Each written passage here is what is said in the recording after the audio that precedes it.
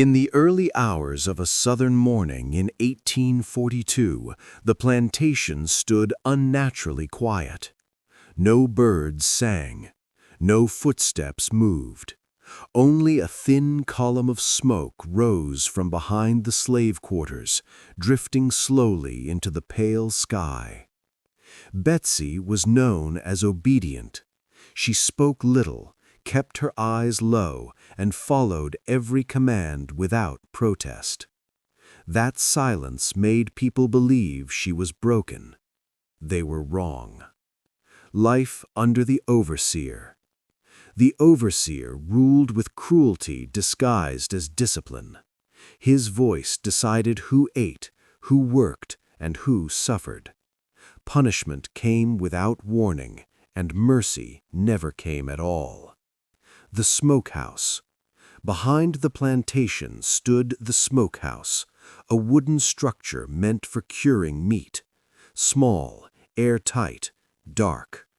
When the fire burned too long, even breathing became dangerous inside. A pattern of abuse. For years, Betsy watched others disappear into punishment and return changed, if they returned at all. Every scream taught her something. Every silence added to her memory. The breaking point.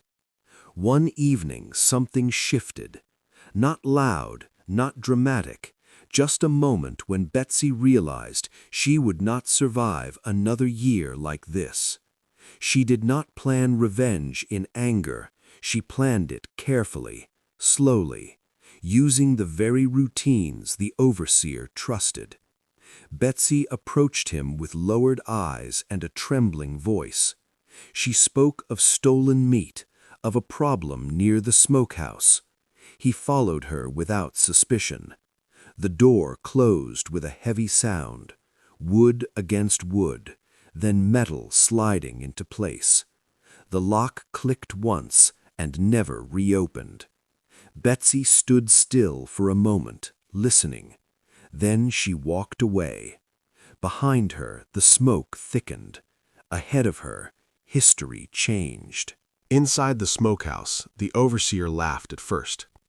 He thought it was a mistake, a childish trick that would end in seconds. He knocked once, then harder. When no answer came, the smile faded. The air already felt heavier than it should have. The heat begins. Outside, the fire continued its work. Not rushed, not wild, just steady enough to warm the walls, to wake the smoke hanging in the wood. Inside, the overseer loosened his collar, annoyed rather than afraid. Fear had not reached him yet. Sound does not travel. The smokehouse was built to trap what was inside. Smell stayed in, heat stayed in, and sound rarely escaped. His voice, now raised, struck the walls and died there. No one heard him. Betsy's walkaway. Betsy did not run. She walked at the same pace she always did. Anyone watching would have seen nothing unusual. Her face showed no panic, no triumph, only focus. With every step away from the smokehouse, memories rose in her mind. Not images, but sensations. The weight of silence after punishment.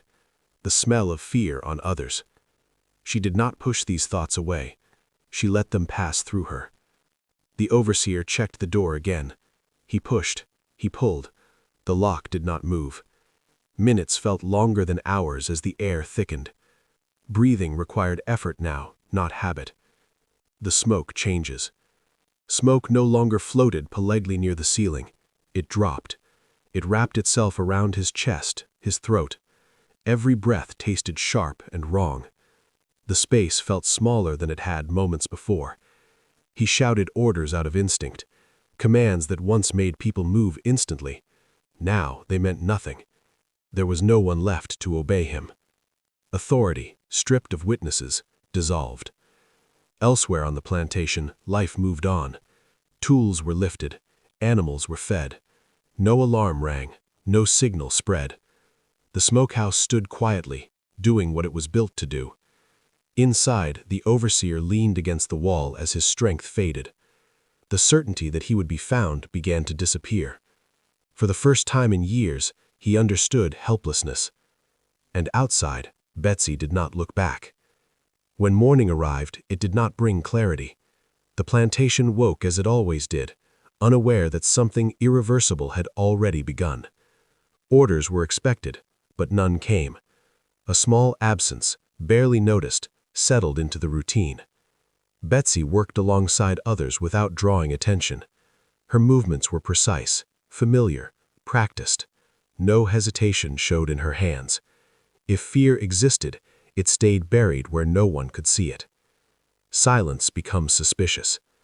As hours passed, a quiet concern surfaced among a few men. The overseer was never late. He was never silent. His absence was not alarming yet, but it felt wrong. Inside the smokehouse, the man's body entered survival mode. Breathing was shallow now. Each inhale burned longer than the last. The mind narrowed its focus to one thing only: air. He could no longer tell where he stood.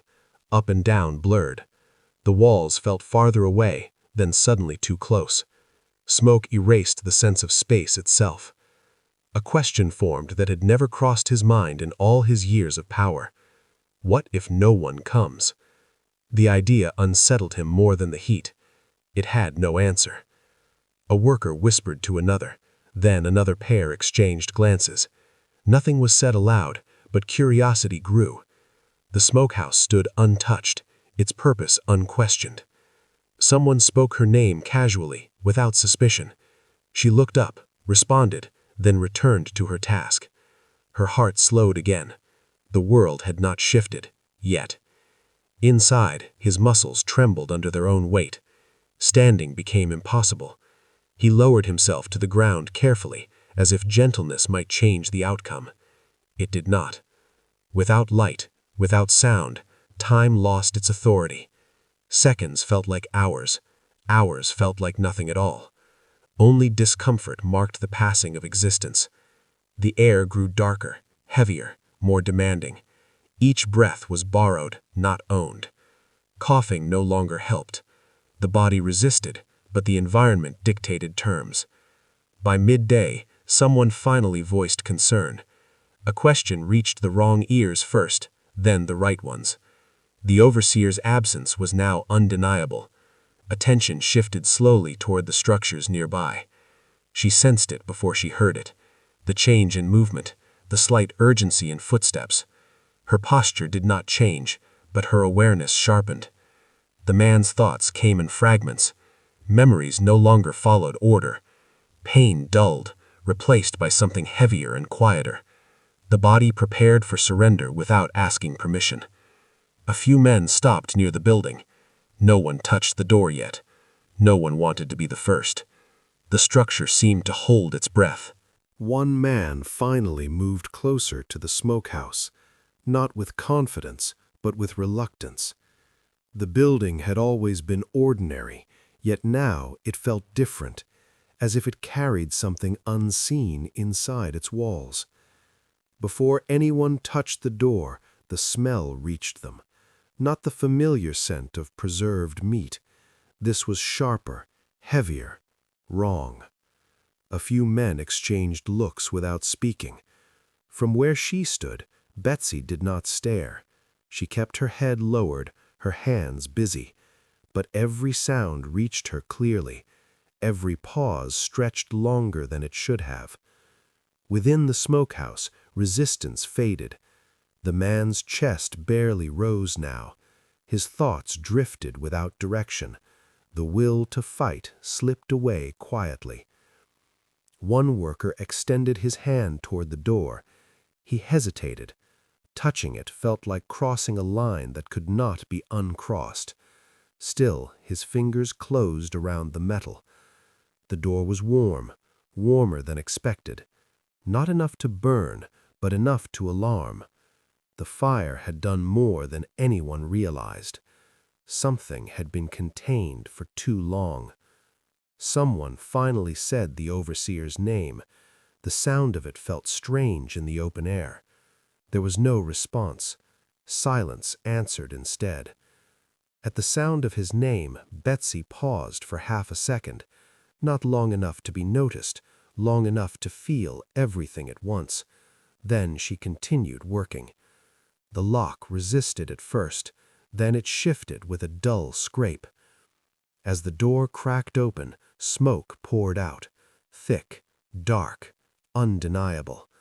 No one spoke. The scene inside required no explanation. Heat, smoke, and stillness told the story on their own. Understanding arrived before language could form. The man lay where he had fallen, not dramatic, not violent, just motionless, shaped by exhaustion and airless time. Fear moved faster than sound, not shouted, shared through widened eyes and stiff posture. Something irreversible had happened, and no one knew what came next. The balance of the plantation changed in that moment. Authority no longer felt solid, it wavered, uncertain. Betsy sensed the ground beneath everything begin to crack. Who was responsible? Was it an accident? Was it neglect? No one asked the hardest question yet. The door remained open long after it should have been closed. Smoke drifted into the open air, thinning slowly. What had been hidden was now exposed, and nothing would return to the way it was. With the overseer gone, confusion filled the space he once controlled. No single voice replaced him. Orders came late, if they came at all. Power, once loud, now moved quietly between unsure hands. A few senior men gathered away from the workers. Their words were careful, chosen to protect themselves first. No one wanted responsibility. Responsibility meant consequences. The smokehouse was emptied without ceremony. No prayer, no pause. The act was treated as a task to be completed quickly. Still, the image followed those who saw it. Different explanations surfaced before the day ended. Negligence, drunkenness, a terrible accident. Truth bent easily when fear guided the telling. Eyes began to linger on familiar faces, not because of evidence, but because suspicion needs a direction. Betsy felt the weight of glances she pretended not to notice. She had lived under such looks before. Someone asked where she had been that morning. The tone was light, almost friendly. Her answer was simple, ordinary, unremarkable. That made it believable. Whispers traveled faster than footsteps. No one trusted silence anymore. Every movement felt watched. Every word felt measured. By evening, a temporary overseer was chosen. He accepted without confidence. The role felt heavier now, darker. Everyone knew what had happened to the last man. That night, Betsy lay awake longer than usual, not from fear, but from awareness. The world had shifted slightly off balance, and once shifted, it could shift again. Someone recalled how steady the fire had been that day, too steady. The comment lingered in the air. No one followed it to its conclusion. Instead of punishment, the plantation chose watchfulness. Eyes replaced whips. Silence replaced shouting. The change felt unnatural and dangerous. She adjusted her routines, changed small habits no one else would notice. Survival had taught her how to disappear in plain sight. This was not new to her. Darkness brought imagination. Footsteps sounded louder. Doors creaked longer. Sleep came late to many. Days passed without a formal explanation. The incident remained unresolved. Unfinished stories have power. They demand answers eventually. Among the workers, something unspoken took shape. The overseer was gone. The world had not ended, and that realization unsettled everyone. The plantation did not return to normal. Instead, it evolved into something quieter and more unsettling. Rules were no longer shouted. They were implied, understood through looks and pauses. The man chosen to replace authority felt trapped by the position. He avoided decisions whenever possible. Leadership now came with invisible risks. Every order felt like stepping onto thin ice. Tasks continued, but the rhythm was broken. People worked faster, not from discipline, but from anxiety. Mistakes felt heavier than before. No one knew what punishment might look like now. Betsy observed details others missed. Who lingered too long? Who watched instead of spoke? The plantation was learning to spy on itself. Whenever voices lowered into seriousness, they stopped abruptly, not because of an approaching figure, but because of an approaching possibility. Trust dissolved before it could form. A man arrived one afternoon on horseback. His clothes were clean, his posture confident. He did not belong to this place, and everyone knew it. He asked about productivity, supplies, and schedules, never about the smokehouse, never about the body. Avoidance became its own message. The visitor asked her name casually, not sharply, not suspiciously, yet the sound of her name carried weight. That night, Betsy remembered something long buried. Not a plan, not a strategy, just a feeling that silence could be shaped into something powerful. Punishment no longer came as pain, it came as uncertainty. Work assignments shifted without explanation. Isolation replaced violence. One man was reassigned and did not return that evening. No announcement followed. No search began. Absence became a warning. She spoke less, moved more carefully. Her presence became neutral, forgettable. Survival required invisibility. By morning, the man on horseback was gone. He left no instructions behind, only expectations, and expectations demanded compliance. Days stacked on top of each other without relief. Fear had nowhere to go. It settled into bodies, into breath, into sleep. The plantation became heavy with it. Betsy understood something no one else said aloud. The system did not need cruelty anymore. It only needed fear to function. And fear, once planted, grows on its own. Work resumed as usual, but nothing felt natural anymore. Movements were stiff, rehearsed. People followed patterns not out of habit, but to avoid attention. Normalcy had become an act. One morning, a task went wrong, not dramatically, just enough to cause delay. No one admitted fault. Fear had erased honesty. Instead of anger, he responded with restraint. Too much restraint. His hesitation revealed weakness, and weakness never stays hidden for long. For the first time, Betsy sensed space opening around authority. Not freedom, but uncertainty. Systems fracture first in silence. Two workers spoke briefly behind a storage shed, their voices low, their words unfinished. Something new was forming, fragile but real.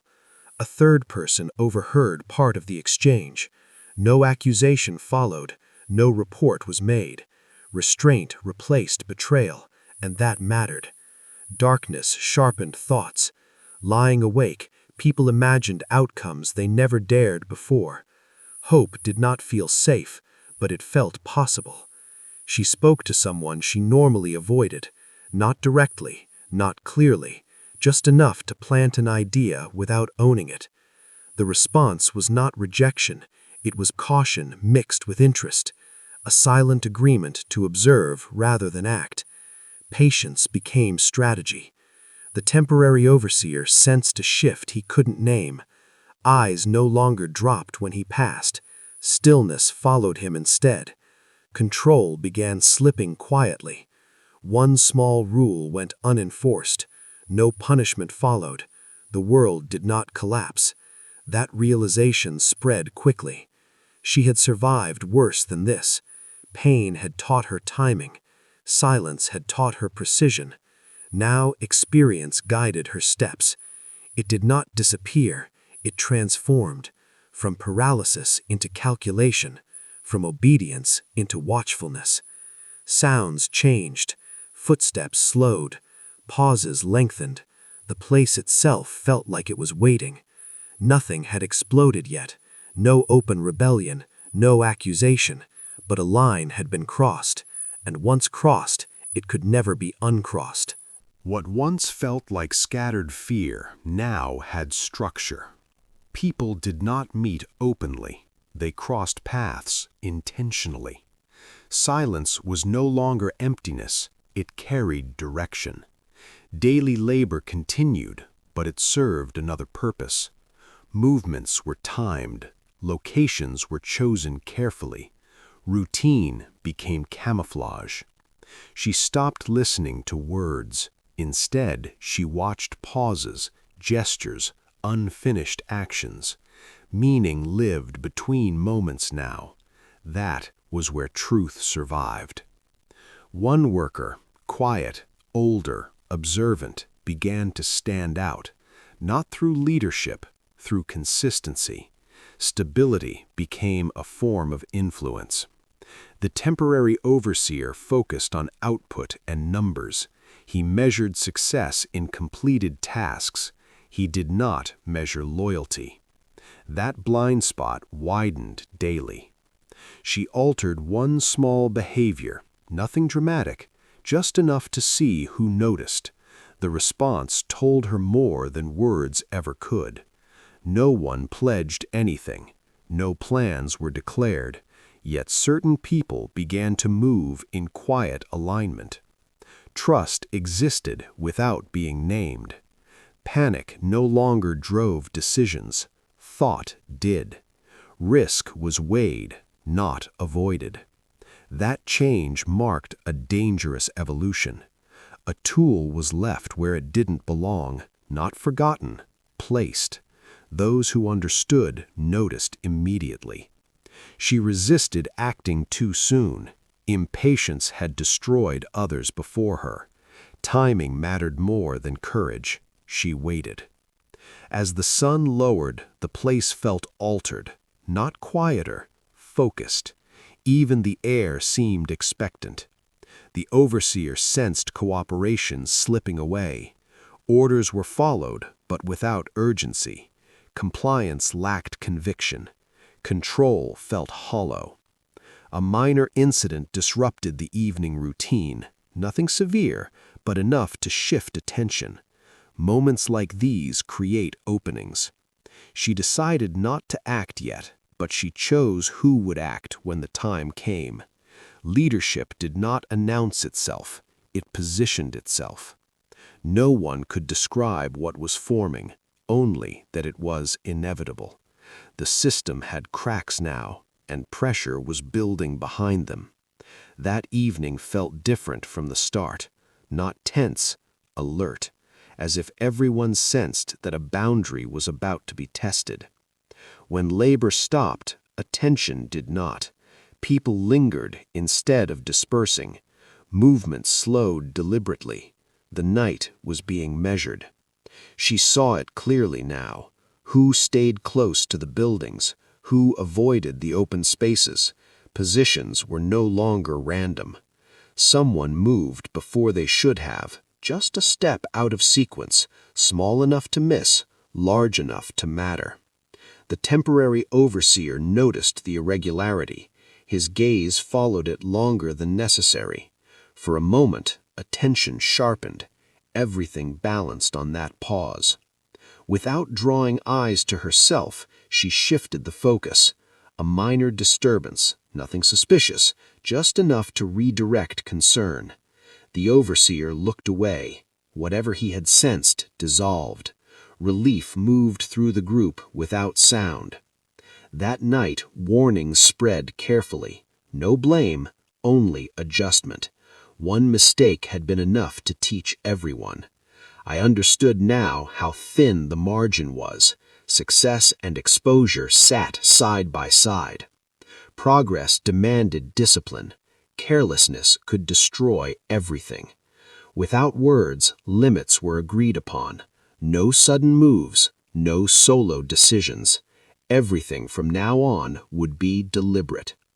He felt authority slipping through his fingers, not openly challenged, not resisted, just quietly drained of meaning. As darkness settled fully, fear transformed again, into patience, into focus, into readiness. She did not seek leadership, it settled onto her naturally. Others began to watch her reactions. Timing followed her cues. There would be no turning back. Whatever came next would demand sacrifice. Not everyone would be ready, but hesitation was no longer an option. As the first signs of morning appeared, the plantation rested uneasily. Nothing had happened, and yet everything had changed. The day began without clear direction. Tasks were started late. Instructions arrived incomplete. Authority was present, but ineffective. Work slowed in subtle ways. Not refusal, not rebellion, just hesitation stretched thin enough to be noticed. She did nothing to lead the shift. Instead, she observed responses. Which delays were questioned, which were ignored. For the first time, irritation surfaced among those in charge. Fear had once silenced them. Now confusion unsettled them. Control depends on clarity, and clarity was fading. A worker asked for clarification, politely, publicly. The request itself was harmless but unprecedented. The temporary overseer paused too long before responding. That hesitation mattered. Confidence evaporates quickly when exposed. Others noticed immediately. She completed her task differently than usual, not incorrectly, just not predictably. Uncertainty spread outward from that choice. Eyes followed movement more closely now, not just watching workers, watching each other. The system began consuming itself. A general reminder was announced. Rules were restated without specifics. Vagueness replaced enforcement. Threats lost their edge. Compliance followed, but without urgency, without energy, without belief. Obedience became mechanical. This was no longer about action, it was about erosion. Power was being worn down slowly, safely. Those above began questioning one another. Responsibility felt dangerous now. No one wanted blame attached to their name. Indecision multiplied. Someone quietly advised Betsy to be careful, not threatening, concerned. Awareness had reached further than she realized. She understood caution but rejected retreat. Momentum once lost cannot be rebuilt easily. The cost of stopping now was higher than continuing. She stayed the course. By nightfall, something irreversible had occurred. People still worked, still followed instructions, but obedience was no longer instinctive. It had become optional. Orders were still given, but their tone had changed.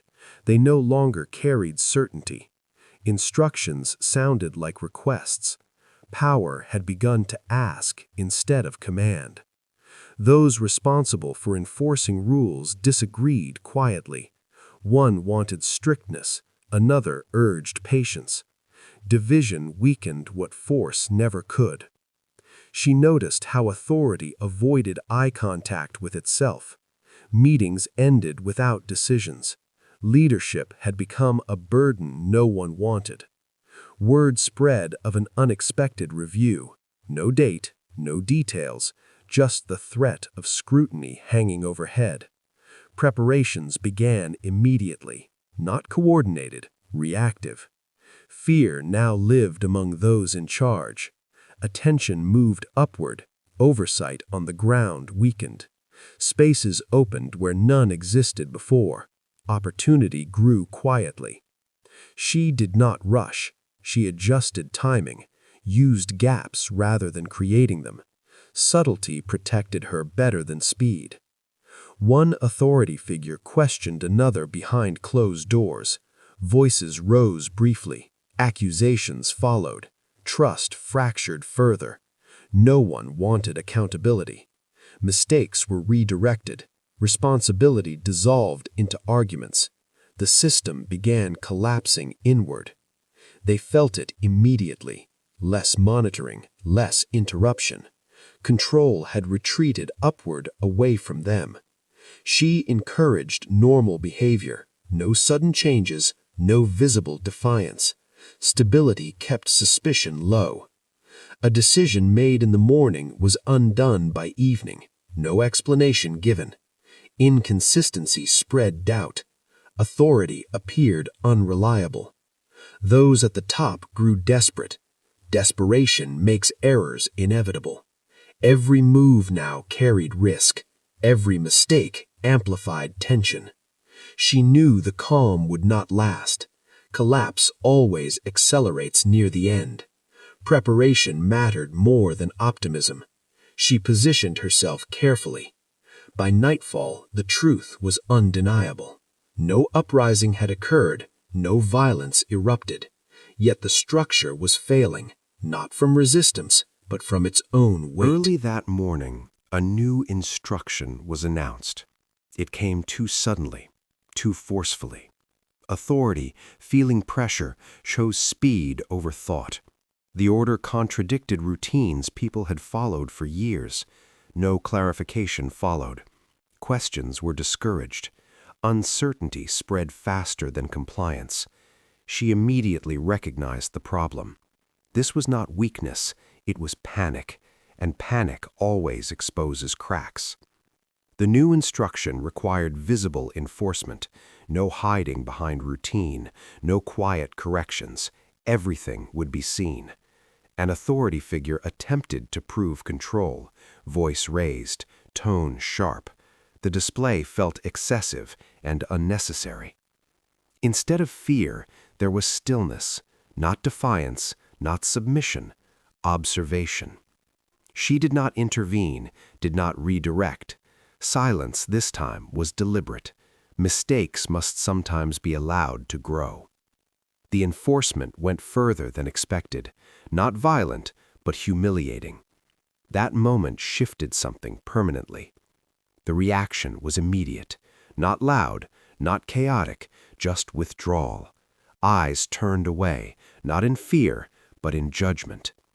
Information moved quietly that afternoon, not rumors, accounts. Details passed carefully, accurately. This was bigger than she planned. The system had exposed its own cruelty. No explanation could undo it. Memory is stubborn. Later, the order was softened, then partially reversed, then quietly abandoned. Each change deepened distrust. Rules still existed, power still stood, but legitimacy had vanished. Control without belief is fragile. She knew escalation would follow. Systems rarely recover after public failure. They tighten or collapse. Both outcomes carried danger. Night arrived without resolution. No punishment announced, no apology offered. But something irreversible had happened. People no longer questioned whether change would come, only how soon. The morning arrived without announcements. No new orders, no corrections. Silence felt intentional this time, not accidental. She altered where she worked, not dramatically, but noticeably. Position at this stage mattered more than action. People adjusted around her without instruction. Paths crossed differently. Groups formed briefly, then separated. Movement itself began carrying signals. Those in charge expected reaction, confrontation, something loud. What they received instead was unpredictability. She delayed completing a task past its usual time, not long enough to invite punishment, long enough to be recorded. The boundary was now marked. Nothing happened, no warning, no reprimand. That absence spoke louder than discipline ever had. Betsy understood the meaning instantly. The system hesitated, and hesitation, once revealed, invites challenge. This was the opening. There was no meeting, no coordination. She made the choice alone and accepted full responsibility for it. One instruction was simply not followed, no explanation offered, no excuse prepared. The act was subtle but absolute. Not yet. Observation came first. Risk was being measured. Leadership again waited instead of forcing. A general statement was issued, no names mentioned, no specifics addressed. Ambiguity replaced enforcement once more. She did not justify herself, did not retreat, did not escalate. Stillness became defiance. Control now depended on reaction, and reaction was missing. Power requires acknowledgement. Without it, it weakens rapidly. Though nothing happened immediately, paths ahead narrowed. Surveillance would increase, mistakes would cost more. By choosing action over patience, Betsy crossed a line unseen by most, but impossible to reverse. From this point forward, the story would move only toward confrontation. That morning felt deliberately ordinary. No warnings were issued, no corrections announced. Normalcy itself became suspicious. Paths she once moved through freely now felt measured. People stood where they usually didn't. Movement was allowed, but observed. The environment had been quietly rearranged. There would be no confrontation today, no public discipline. Control, this time, would be indirect. Invisible pressure replaced visible force. A task was assigned that seemed harmless, routine, necessary. But its location made Betsy pause. The building had not been mentioned in months, unused, ignored. Its sudden relevance felt intentional. She understood the implication immediately. Isolation, enclosure. Witnesses would be minimal, if any. Saying no would confirm suspicion. Compliance, however, carried its own danger. Choosing between visible defiance and hidden risk was no choice at all. No hesitation shown, no concern expressed. Her reaction disappointed those watching for fear. That disappointed them more than resistance would have. A man known for strict enforcement appeared unexpectedly, not summoned, not assigned. He chose to follow. Every step toward the building felt measured, not rushed, not slowed. Timing now was survival. The air was stale, the light uneven, sounds dulled by thick walls. The structure itself felt complicit. At first, nothing happened. Conversation remained neutral, almost polite. Tension grew precisely because nothing went wrong. She positioned herself closer to the exit, not obviously, just enough. Awareness replaced fear. The overseer stepped further inside than necessary. Confidence misplaced. Habit guiding movement instead of caution. Control assumed, not confirmed. A sound, not loud, not sudden, changed the balance of the room. No announcement, no dramatic motion, just finality. A choice executed without hesitation. Distance mattered now. Not cruelty, not revenge. Precision. Understanding dawned too slowly. Authority, stripped of audience and voice, lost its meaning. Walls do not negotiate. No one heard what followed immediately, and that absence of witnesses was the point. Systems collapse fastest when isolated. She did not run, did not look back. The risk was complete. Whatever followed would be beyond her control. The absence was noticed before it was explained. One person missing, one place avoided. No announcements followed, yet awareness spread naturally. People asked carefully, not aloud, not directly. Questions floated without landing anywhere safe. Meetings were held urgently, stories compared, timelines reconstructed. Every version conflicted with the last. The building was approached cautiously, not entered immediately, as if it could still respond, as if walls could accuse. Reality required no explanation, no debate, only acceptance. Decisions were made rapidly afterward. Containment replaced truth. Control prioritized over clarity. The system chose self-preservation. She was not hiding. She was not fleeing. She had simply moved beyond reach. Freedom does not always announce itself. An official version is prepared, simplified, sanitized, designed to close the matter quickly. Those who witnessed subtle details kept them. Silence does not erase knowing, it only delays expression. Not with pride, not with regret, just awareness. Survival had demanded cost.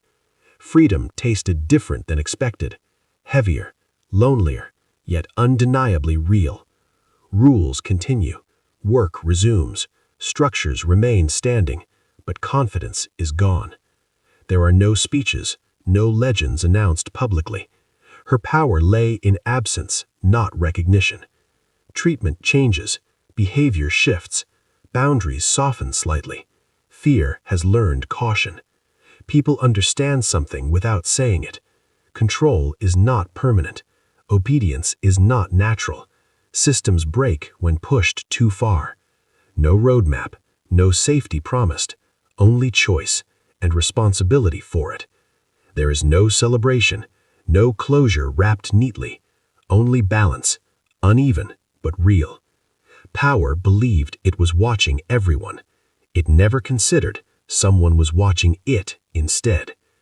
Days continue, work continues, but something invisible has changed permanently. Betsy disappears into time. The system survives, damaged, and those who know the truth carry it quietly forward.